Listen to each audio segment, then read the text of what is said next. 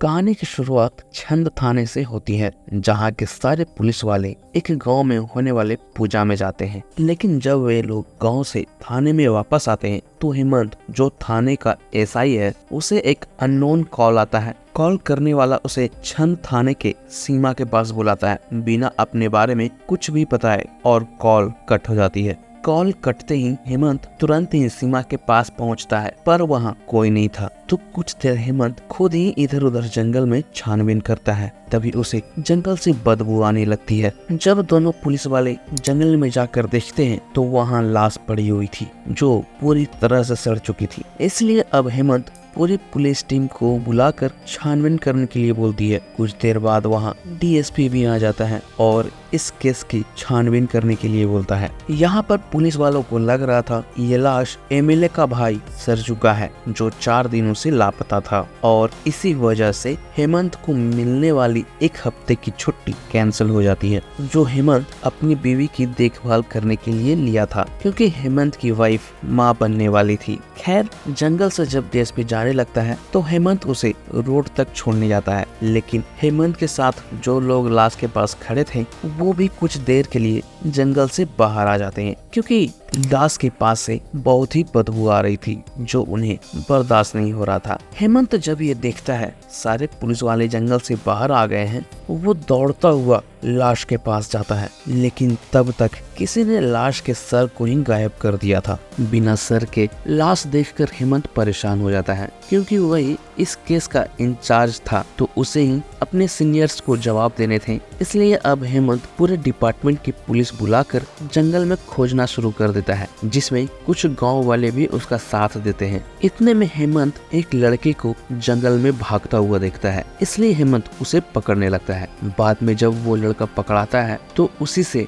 लाश के सर के बारे में पूछा जाने लगता है, पर वो सर के बारे में कुछ भी नहीं जानता था। लेकिन वो ये जरूर बताता है कि पुलिस वालों को अननोन कॉल करने वाला वही था। लेकिन ये बात आने के बावजूद भी पुलिस वाले उस लड़के को पकड़कर जेल में डाल देते हैं। उसी दिन रात में हेमंत के घर से भी फोन आता है कि उसकी बीवी को हॉस्पिटल ले जाया गया है और हेमंत अब किसी भी समय पिता बन सकता था। ये सुनकर हेमंत तुरंत ही हॉस्पिटल पहुंचता है और अपनी बीवी से मिलता है। तभी हेमंत देखता है वो पिता बन चुका था। खैर, अगले दिन हेमंत के सीनियर एसपी का फोन आता है। उनका कहना था लाश का सर गायब होने की खबर डीएसपी और मीडिया वालों तक पहुंच चुकी है। इसलिए अब हेमंत का सीनियर एसपी डीएसपी को कुछ पैसे देकर कुछ दिन के लिए सबका मुंह बंद करवाने बोलता है, क्योंकि अगर हेमंत ने ऐसा नहीं किया तो डीएसपी हेमंत की नौकरी खा जाता। ये सुनकर हेमंत जो पैसे हॉस्पिटल में जमा करने वाला था, वही पैसे वो ले जाकर डीएसपी को दे देता है।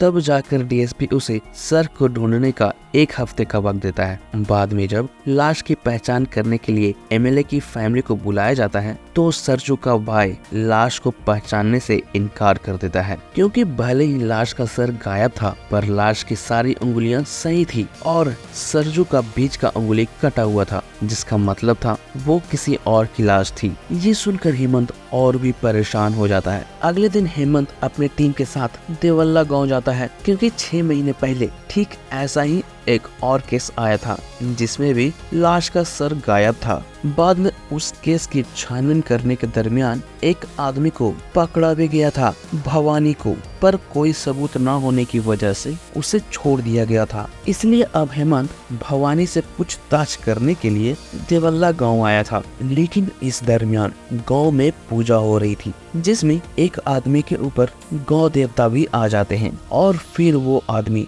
उसी हालात में उछलता कूदता हुआ एक जगह पर जाकर मट्टी को खोदना शुरू कर देता है, जिससे एक लाश बाहर निकल जाती है। लाश देखते ही सारे गांव वाले वहां से भाग जाते हैं। लेकिन जब पुलिस वाले वहां पहुंचते हैं तो पता चलता है वो लाश सरजू की है, क्योंकि सरजू की उंगली कटी हुई थी और इसी से उसकी पहचान भी हो पाई थी। बाद में शक के बिना पर हेमंत जाकर सरजू के साले और उसके बेटे को उठवा लेता है थाने में पूछताछ करने के लिए, क्योंकि कुछ दिन पहले ही सरजू ने अपने साले के साथ मारपीट करके भागा था। वैसे सरजू ने मारपीट इसलिए किया था क्योंकि उसका साला सरजू को सरजू की वाइफ से मिलने नहीं दे रहा था, क्योंकि सरजू ने उसकी बहन से भागकर शादी की थी। खैर, थाने लाकर बाप बेटे दोनों को बहुत ही तोड़ा जाता है, पर वे लोग अभी भी सरजू का खून का जुर्म कबूल नहीं कर रहे थे। आगे हेमंत अपनी टीम के साथ गणेश नाम के एक आदमी के घर जाता है कुछ पूछताछ करने के लिए, क्योंकि गणेश ने कंप्लेन लिखाई थी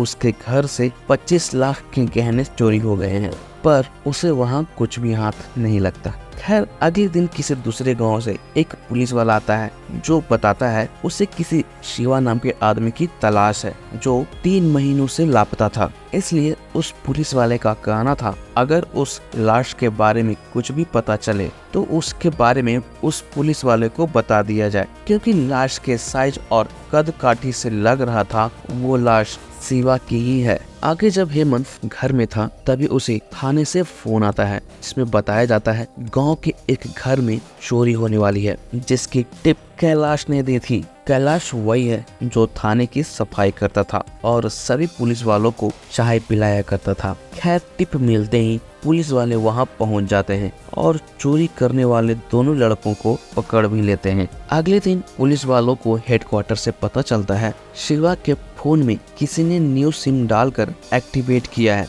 और सिम किसी बल्लू नाम के आदमी के नाम पर रजिस्टर्ड है। साथ ही बल्लू ने आखिरी कॉल किसी पंडित नाम के आदमी को किया था, पर मजेदार बात यह थी कि शिवा की आखिरी लोकेशन और पंडित की अभी की लोकेशन दोनों एक ही है। ये सुनकर हेमंत अपनी टीम के साथ पंडित को पकड़ने पहुंच जाता है। लोकेशन पर पहुंचकर हेमंत पंडित को पकड़ भी लेता है और उसके जरिए हेमंत बल्लू तक भी पहुंच जाता है। यहाँ पर पहुंचकर हेमंत बल्लू से भी पूछताछ करने लगता है, लेकिन इतने में वहाँ पर कैलाश भी पहुंच जाता है जो बताता है ये घर उसका ही है और बल्लू कैलाश का दोस्त है। ये सुनकर पुलिस वाले बल्लू को डरा धमकाकर उसके दूसरे फोन के बारे में पूछने लगते हैं। तभी बल्लू बताता है कैलाश ने एक बार बल्लू का सिम अपने नए फोन में लगाया था, क्योंकि कैलाश को अपनी बेटी को फोन में कुछ दिखाना था। लेकिन कैलाश ये बात मानने से इनकार कर देता है कि उसके पास कोई मोबाइल है। ये सुनकर पुलिस वाले कैलाश के घर की छानबीन करने लगते हैं। छानबीन करते हुए पुलिस को फाइनली शिवा का फोन भी मिल जाता है जिसे कैलाश छुपा कर रखे हुए था, जिसके बाद दोनों को गिरफ्तार भी कर लिया जाता है। थाने लाकर बल्लू और कैलाश की अच्छे से खातिरदारी की जाती है, मगर कैलाश अभी भी एक ही रट लगाए हुए था कि उसे फंसाया जा रहा है। वो फोन किसका है उसे नहीं पता। पिटाई होता देख हेमंत को कैलाश पर दया आ जाती है, इसलिए अब वो थाने से बाहर लाकर कैलाश से प्यार से पूछता है कि ये फोन किसका है और वो कहाँ से लाया है, जिसके बाद फाइनली कैलाश कबूल करता है वो फोन उसका ही है और वो फोन उसने दारू के ठेके पर किसी आदमी से खरीदे थे। बाद में सभी लोग उस ठेके पर भी जाते हैं, पर वहाँ मोबाइल बेचने वाले को कोई नहीं पहचानता था। वैसे कैलाश ने वो फोन अपनी बेटी गरिमा के लिए खरीदे थे, क्योंकि नया फोन वो ले नहीं सकता था, इसलिए ठेके पर कैलाश ने शिवा को कुछ पैसे देकर उससे फोन ले लिया था, लेकिन उसे पता नहीं था वो फोन चोरी का है। आगे अब थाने में पकड़े हुए दोनों चोरों को मारपीट कर पूछा जाता है कि आखिर उन लोगों ने गणेश के यहाँ से चुराए हुए गहने कहाँ रखा है, मगर वो चोर गणेश के गहने के बारे में कुछ भी नहीं जानते थे। पर उन दोनों ने मार खाने के डर से ये जरूर बता दिया था कि उसने एक लड़की को बहुत सारा सोना एक सोनार को बेचते हुए देखा है। जल्द ही उस सोनार को भी बुला लिया जाता है, जो वो भी मार के डर से सारा सोना लाकर थाने में जमा कर देता है। बाद में जब सोने की चेकिंग होती है तो पता चलता है उन सभी सोना में से गणेश का एक भी सोना नहीं था, मगर उन गहनों में किसी की दावेदारी भी नहीं थी। तो पुलिस वालों ने उन्हें मिले हुए गहनों से कुछ सोना गणेश को दे देने का डिसाइड करते हैं, क्योंकि अगर सोना नहीं दिया जाता तो गणेश की बेटी की शादी टूट जाती। इतने में हेमंत का ध्यान एक चैन पर जाता है जो सरजू के चैन जैसे ही लग रही थी। बाद में एमएलए से पूछकर कंफर्म भी कर लिया जाता है वो चैन सरजू की ही है। ये सुनकर पुलिस वाले सोनार को ही धोना शुरू कर देते हैं और उस चैन को बेचने वाले के बारे में बताने बोलते हैं, मगर सोनार को उसके बारे में याद ही नहीं आ रही थी। इतने में कैलाश वहाँ पर सबको चाय देने आ जाता है, जिसे देखकर सोनार पहचान लेता है और बताता है सोना बेचने वाला यही है। सोनार की बात सुन सुनकर फिर से पुलिस वाले कैलाश को तोड़ना शुरू कर देते हैं, पर कैलाश भी ढीठ था। वो सिर्फ इतना बताता है कि चैन उसे रास्ते में गिरा हुआ मिला था। इसलिए अगले दिन पुलिस वाले कैलाश की बेटी को थाने में ले आते हैं और बेटी के सामने ही कैलाश की पिटाई करने की धमकी देने लगते हैं। ये सुनकर कैलाश पुलिस वालों से माफी मांगने लगता है और फिर जाकर वो सरजू को मारने का इल्जाम कबूलता है। दरअसल एक दिन सरजू कैलाश से कुछ काम से मिलने आता है, इसलिए कैलाश ने सरजू को अपने घर पर बुलाता है चाय पीने के लिए। लेकिन मंदा जो कैलाश की वाइफ थी वो बताती है दूध खत्म हो गया है, इसलिए कैलाश दूध लेने के लिए चला जाता है। लेकिन जब वो वापस आता है तो वो मंदा और सरजू को एक साथ देख लेता है, जिससे कैलाश को गुस्सा तो आता है, पर उस वक्त वो सरजू को खरी खोटी सुनाकर छोड़ देता है। लेकिन कुछ दिन बाद फिर से सरजू ही कैलाश को बुलाकर उसे खूब पिलाया उलाया और बोलने लगा कि वो मंदा को एक बार उसके साथ छोड़ दे। सरजू की ये बात कैलाश को पसंद नहीं आई और वो एक पत्थर से मार मार कर सरजू की जान ले लेता है। इधर थाने में कैलाश की बात सुनकर सारे पुलिस वाले अचंभा में पड़ गए थे। खैर पुलिस वाले एक और आदमी गुरुजी को थाने में बुलाते हैं, क्योंकि उसके नंबर से कई बार कैलाश को फोन किया गया था। बाद में पूछताछ करने पर पता चला गुरुजी भी एक बार कैलाश के घर आए थे चाय पीने के लिए,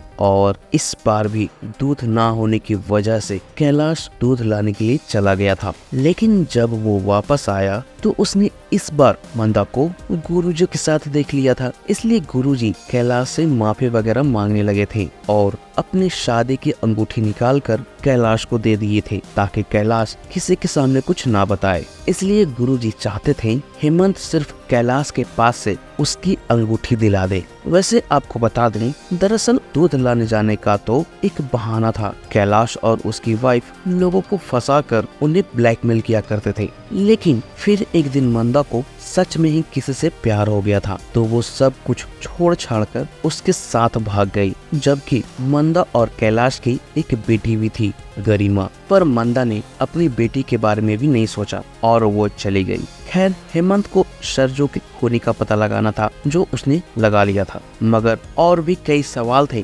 जिसका जवाब हेमंत को नहीं मिला था। इसलिए अब हेमंत कैलाश को अपने साथ बाहर ले गया और समझाने लगा कि अगर उसने और भी कुछ किया है तो बता दे, क्योंकि सजा एक ही बार मिलेगी और चार्जशीट भी एक ही बार फाइल होगी। अगर बाद में कुछ ऐसा पता चला तो उसकी सजा भी अलग होगी और चार्जशीट फिर से फाइल करनी पड़ेगी। इसके बाद हेमंत कैलाश को वापस थाने लाकर छोड़ देता है। लेकिन रात में कैलाश हेमंत को अकेले में बुलाकर बताता है दनेश्वर को भी उसी ने मारा है, क्योंकि मंदा के जाने के बाद कैलाश का अफेयर दनेश्वर की बीवी के साथ हो गया था। लेकिन एक दिन दनेश्वर कैलाश को अपनी बीवी के साथ देख लिया था और पूरे गांव में सबको बताने की धमकी देने लगा था। यहाँ पर कैलाश दनेश्वर से माफी भी मांगता है कि वो दोबारा ऐसा कुछ नहीं करेगा, पर दनेश्वर समझने को तैयार ही नहीं था। इसलिए कैलाश विद्या के कहने पर दनेश्वर को कुएं में धक्का दे देता है। ये सुनकर तो हिम्मत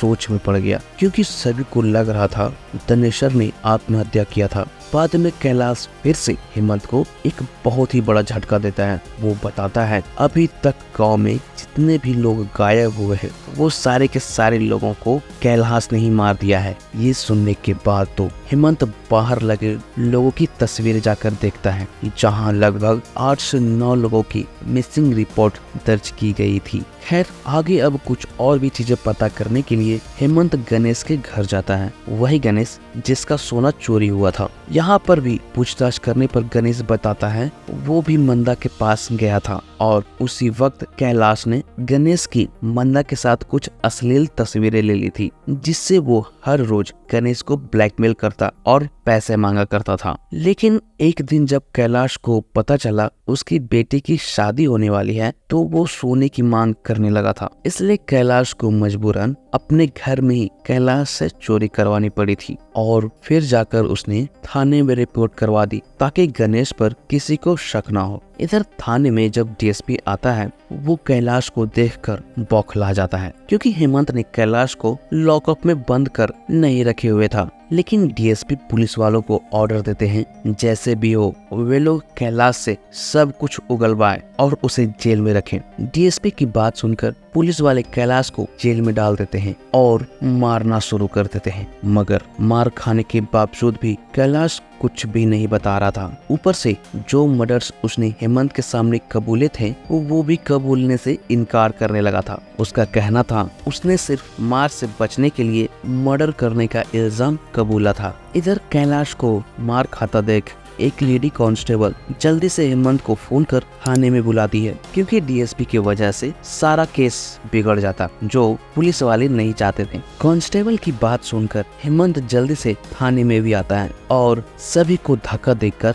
कैलाश से दूर करने लगता है। लेकिन धक्का देने के दरमियान वो डीएसपी को नहीं देखता और उसको भी धक्का दे देता है। हेमंत जब डीएसपी को छूता है तो ये बात डीएसपी को पसंद नहीं आती, क्योंकि हेमंत पिछड़ी जाति का था, इसलिए हेमंत का छूना डीएसपी को पसंद नहीं आया। इसलिए अब वो हेमंत को जलील करके थाने से बाहर निकाल देता है। साथ ही वो डीएसपी हेमंत को इस केस से भी बाहर कर देता है। खैर, थाने में कैलाश को मारते मारते पूरा पुलिस डिपार्टमेंट थक जाते हैं। साथ ही पूरा दिन बीत जाता है पर कैलाश अपना मुंह नहीं खोलता। इसलिए अगले दिन एसपी डीएसपी को हेमंत को बुलाने का प्रस्ताव देता है, क्योंकि हेमंत ने ही कैलाश का भरोसा जीता था, इसलिए कैलाश उसे सारी बात बता रहा था। ऊपर से केस को भी जल्दी करने का प्रेशर था तो हेमंत को बुलाना जरूरी हो गया था, जिसके बाद अब फिर से हेमंत को बुलाया जाता है। हेमंत आते ही कैलाश को हॉस्पिटल ले जाकर दिखाता है, साथ ही उसे उसकी बेटी से भी मिलाने ले जाता है। इसके बाद दोनों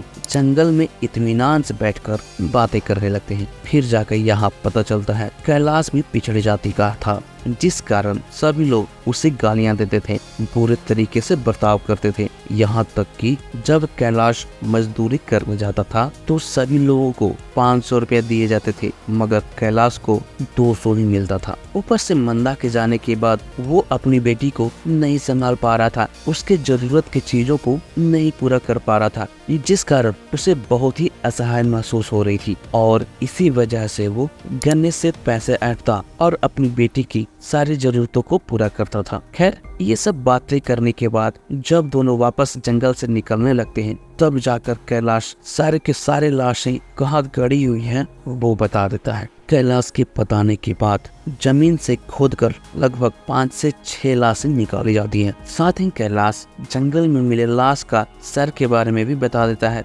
दरअसल जब कैलाश ने सरजू को मारा था तब उसने पुलिस को गुमराह करने के लिए एक पुरानी लाश को कब्र से बाहर निकालकर उसके सर को गायब करने को सोचा था, क्योंकि कैलाश ने थाने में सुना था बिना सर के लाश की इंक्वायरी नहीं होती। लेकिन जब वो सर काट ही रहा था तभी एक पुलिस वाला वहां पहुंच गया था, जिसे देखकर कैलाश वहां से भाग गया। लेकिन अगले दिन जब कैलाश देखा लाश के आसपास कोई नहीं है तो उसने सर को इस बार गायब कर दिया। लेकिन उस सर को जंगल से बाहर नहीं ले जा पाया था, क्योंकि चारों तरफ पुलिस तैनात थी। इसलिए कैलाश लाश के सर को जंगल में ही छुपा दिया था। हेमंत जब लाश के सर के बारे में सुनता है वो दौड़ता हुआ उस जगह पर जाता है और फाइनली लाश का सर भी मिल जाती है। बाद में इसी के साथ ये मूवी खत्म हो जाती है। अगले सीन में देखते हैं हेमंत अपने साथ कैलाश की बेटी को भी अपने घर ले आया था और हमेशा के लिए उसे रख लिया था।